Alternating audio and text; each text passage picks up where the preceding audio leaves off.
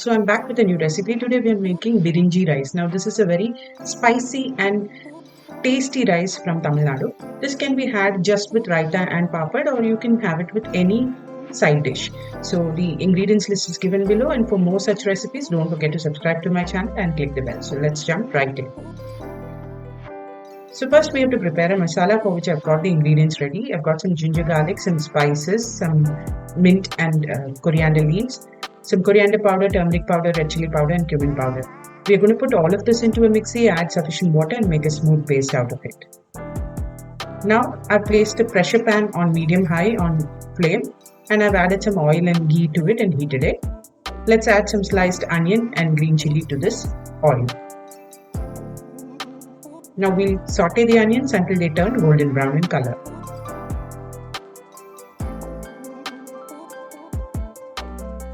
Once the onions are done, I've got the paste ready in here, which I'm going to add to the onions and saute until the oil oozes out.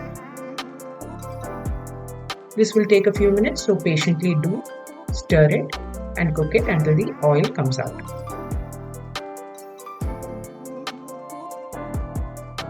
Once the masala is cooked, we're going to add chopped tomatoes to this base and we'll let the tomatoes cook until they are soft.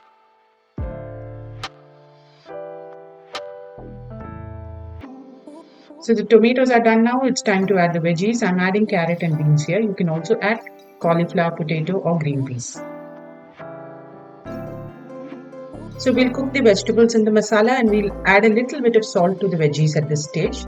Mix everything and then I'm going to add the rice. Now this is Jeera rice which I'm using here. You can also use normal Basmati rice. You have to soak it for 30 minutes and then drain the water and add it to the masala.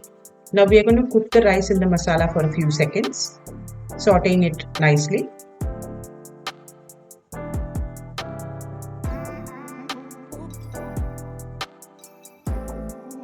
Once the rice is sauteed well, it's time to add water. I'm going to add normal room temperature water.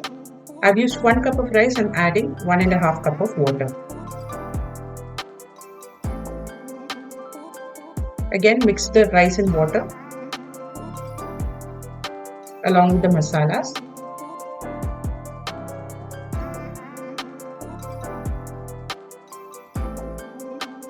Then we'll add in the rest of the salt to taste. We've just added a little bit for the veggies earlier. So now we'll add the rest of the salt to this. Increase the flame to high and then once the water comes to a boil, we'll close the pressure cooker, put the weight on and on high flame we'll cook this for 2 whistles. After the pressure releases, we can open the cooker, fluff the rice nicely with a fork and then you can top it with some fried bread pieces. And the simple Birinji rice is ready to be served. You can serve it with raita. I had it with some mutton curry and it was yum. So do try this recipe at home and let me know in the comment section. I'll see you next time with a new recipe. Until then, bye-bye.